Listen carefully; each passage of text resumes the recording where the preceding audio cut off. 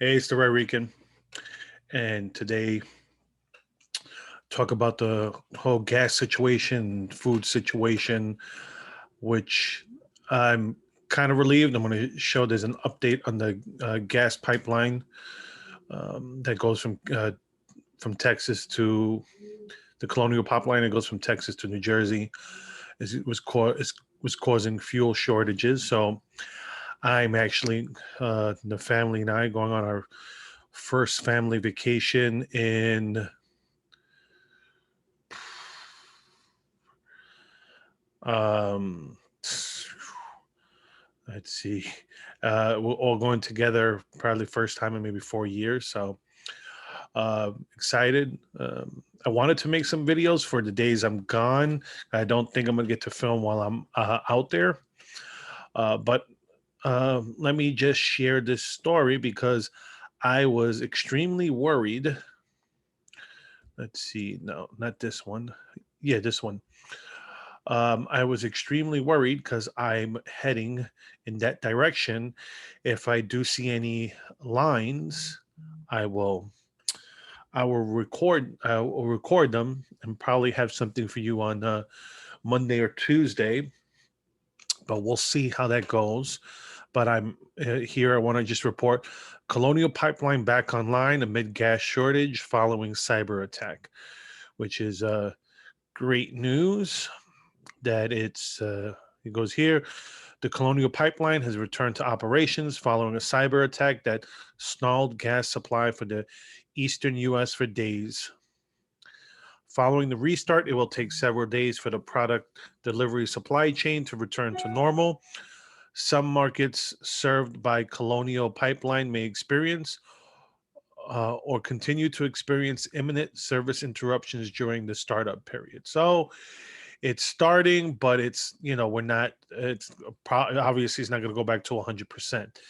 So, um, hey, I'm grateful that hopefully that means my trip I won't have to worry, but I'm still gonna be cautious. And we love to do road trips, so that's what we're going to be doing. Um, so yeah, so with that in mind, I'm gonna go to two different stories. I'm gonna start with this one first. So because I'm glad that hopefully that everything's going well uh, with the pipe reopening, but this is stuff that you have to be careful when there's shortages. Is two charged after gas station line fight amid panic buying. So here, what's going on is you got people who are basically filling up. Um, they're filling up containers of gas, causing short. This is what's causing some of the shortages. It's like I understand you want to top off your tank or you want to fill up. You need to fill up your car. Do that. I understand if you even need gas for your lawnmower, stuff like that. But to just be hoarding some of this stuff, this is what's causing some of the problems. And it's going to cause fights. That's what's going to happen. So, I mean, I heard of a story of a gas station charging like $7, $8 a gallon or something like that in order to basically reduce the lines. So there you go. Look, the line goes all the way from Texas to New Jersey. So, but it supplies the whole East Coast. So it's something where we gotta, like I said, you gotta be careful when you're doing this stuff. But it's what when there's shortages, you're gonna have fights like this, and so I'll segue to here when it talks. This article, what the? This is not the story. Here it goes. So it happens when you click some other city's news. Lumber, chlorine, cat food. Pandemic shortages continue this spring. And yes, even though it may not feel like it, summer is coming. And with it, people opening up their home pools to stay cool, as seen last summer in Northeast Ohio, where the story is at. Demand was through the roof for home pools, hot tubs with people staying home. Now, this year, a new problem: chlorine supply. Lumber. Lumber prices have gone up 250%. And it says here pet food, chicken wings. Following the Super Bowl, the cost of chicken wings in this country has reportedly stayed high, with some restaurants having to even find alternatives to traditional wing night events. Um, so yeah, and it's here the cars are one. There aren't as many deals to be had for those looking for a car these days, as chip shortages have led to fewer new cars being made. That means more are looking at used cars and prices are soaring. Those looking to trade in their vehicle, however, can expect far more negotiating to be done. Interesting. Um, so yeah, yeah, we got to be careful with these shortages, and that's what I wanted to point out, because this is the whole thing with the labor shortage. With what people aren't understanding what's going on is with this labor shortage, it's causing not only with these low paying jobs like McDonald's or fast food places, but let's say farms are getting less people to work there. Butchering factories and stuff like that. Less people are working. You got a shortage in truck drivers. So now you have a, a shortage and or you have a bottleneck of supply to the demand. So what I'm saying is basically the producers can't produce at the same levels, even though the demand is still there. But you have the producers, they don't have the workage, they don't have the workers to produce at the levels to meet the demand. And also at the same time, now we have a delivery issue with the shortage of truck drivers to get the product to the consumers. So we have a problem with that it goes here. This is it goes, as the US economy restarts from the pandemic, parts of it are severely broken. These shortages, both labor and non-labor, will affect the speed under which the economy recovers. So Barkley said. Scarcity is not only preventing the economy from reaching its full potential, but also raising fears of higher inflation as companies are forced to hike prices. Um, the country faces major shortages in everything from labor to semiconductors, lumber, and packing materials. And I could tell you, as someone who I built shelves last summer, last spring, for the pandemic to increase my pantry space. And I think I remember the cost of 2x4s were, I think like $4 or something like that per piece. Like you can see right here, what it's a little bit bigger. That's like a 2x6. But with that being said, the 2x4 went from, let's say, $4 to $5 to now they're like $7, $8. And forget about the wood panels. Forget it. I didn't even bother. I just bought a couple of these to do a project that I'm working on. So it goes here. The country faces major shortages, everything from, like I read earlier, the scarcity left and right is not only preventing the economy from reaching its full potential, but it's raising fears of, okay, I already read that. Uh, People swimming. These shortages, both labor and non-labor, well, I already read that. And the other part, um, yeah, here it goes, 10 million jobs short. While the labor market's ready to snap back, there appears to be a lack of available workers to keep powering the grand recovery. Hiring was a huge letdown in April, with non-farm payrolls increasing by just um, 266,000 compared to Dow Jones consensus, sorry, my nose is clogged, allergies, estimate of 1 million jobs. There's a labor market that is 10 million jobs short of where it should be. That's what I was talking about earlier in the video. Companies are struggling to hire at a time when COVID infection risk persists. Federal jobs benefits, as well as child care obligations, with many schools still closed, could be preventing many Americans from re-entering the labor force. And also, it doesn't help that that you're getting more benefits to stay at home than you are by working. The labor force participation rate plunged to its lowest level since 1973. Companies raise alarm bells on chip shortage.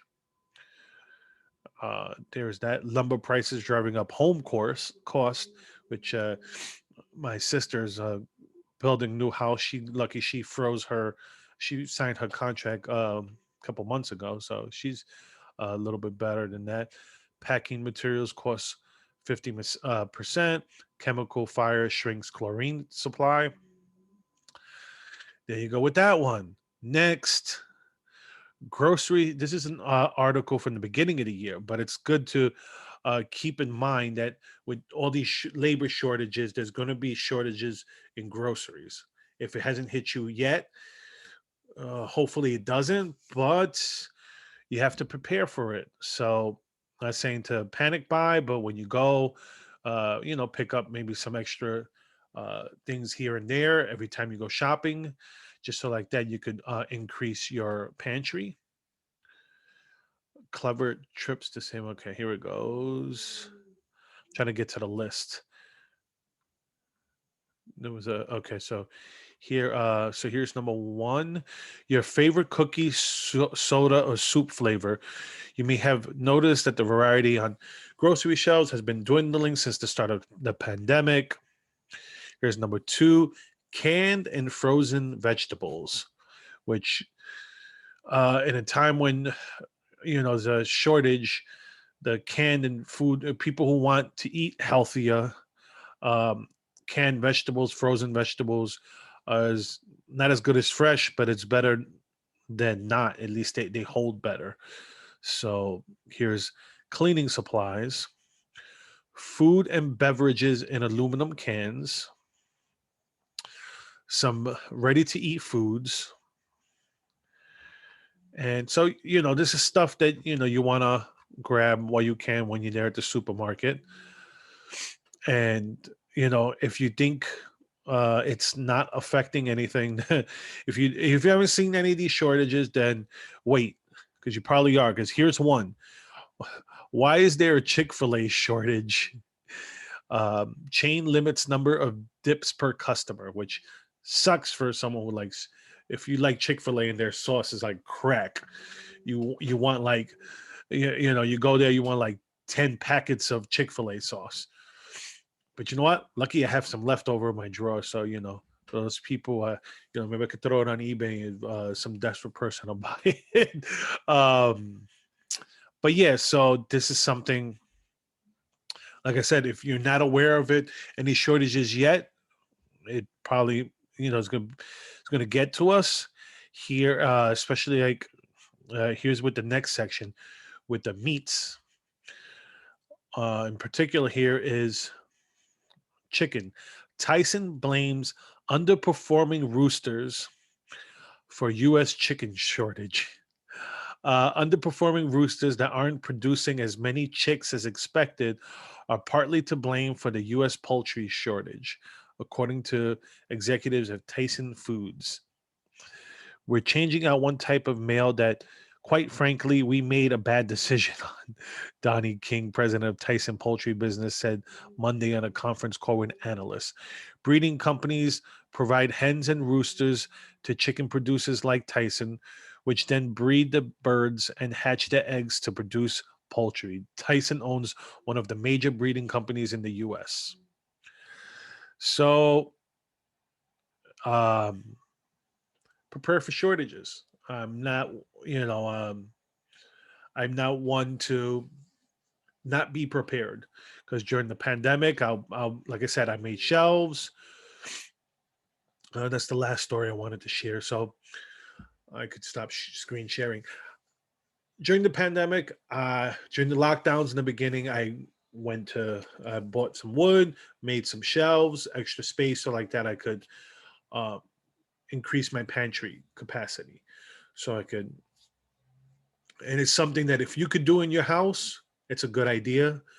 You could have your regular pantry that's in your kitchen, stuff that you use all the time, and then you could put stuff downstairs or wherever you could put your extra pantry space, even if it's in your bedroom or something like that. You should definitely have some sort of shelving for these extra things.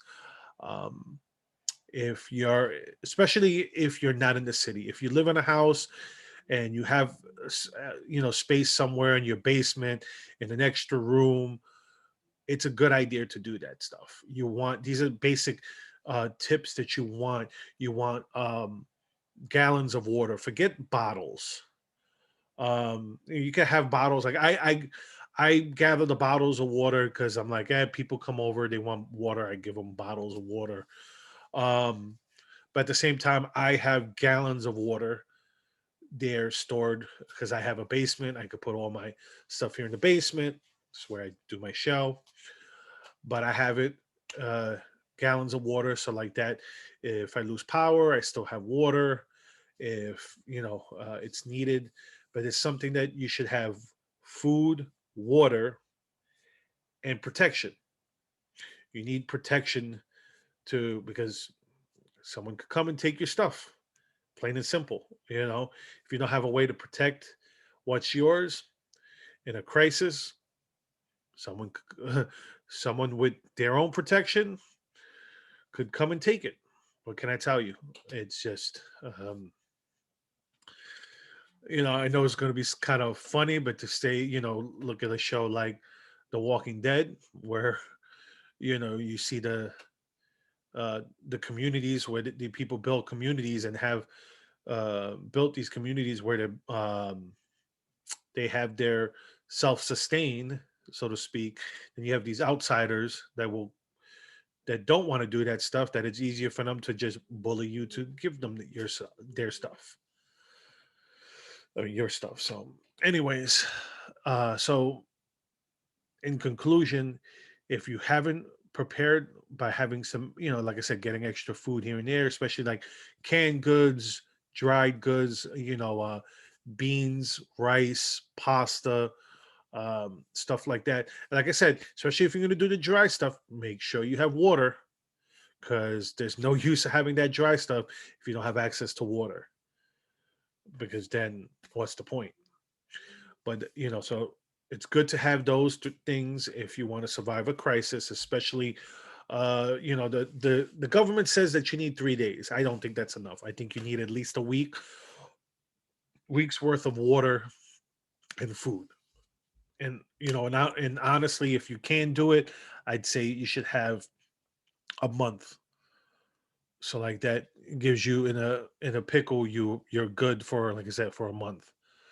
And so, not trying to scare people. I'm not trying to, it's not like I'm selling a product here or anything like that.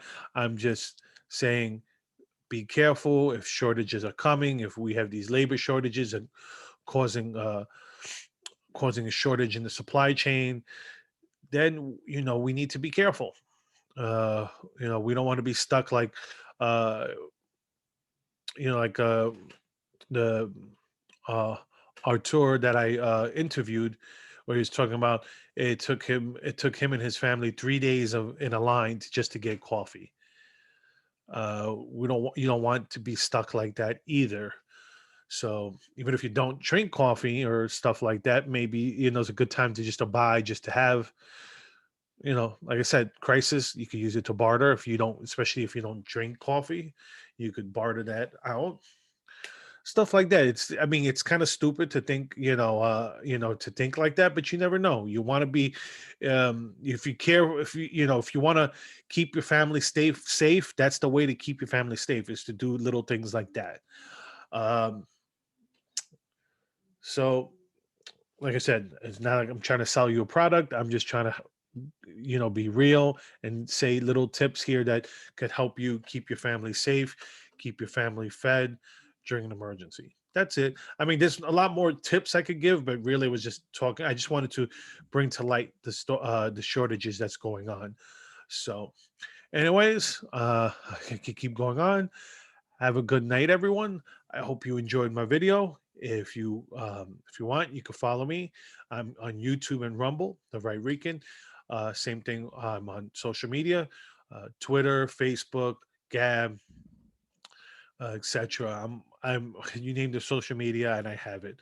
All right, everyone. Have a good one.